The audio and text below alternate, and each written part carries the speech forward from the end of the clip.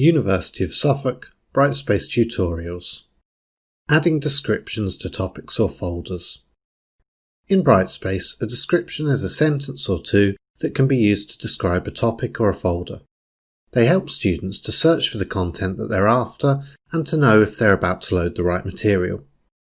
You'll see them when you're in each folder, but not on the table of contents page, which shows all of the topics in each folder. This is what a folder looks like to students if there are no descriptions. And here it is with descriptions. It's more visually pleasing and it's clearer what each topic does. There are a few ways you can add them.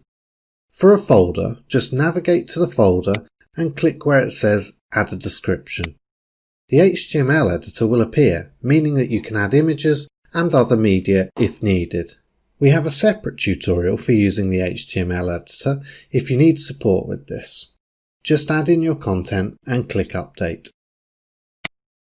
For topics, you have a couple of options. If you want to add several descriptions in one go, click the bulk edit button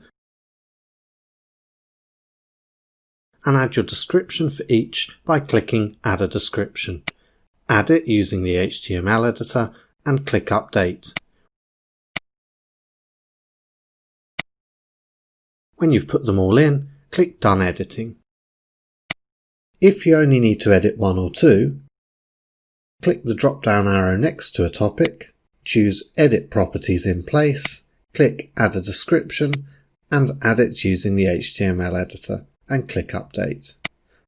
Finally, you can edit the description for a topic if you have that topic open. Scroll to the bottom, and again click Add a Description, add it using the HTML editor, and click Update. And there you have it.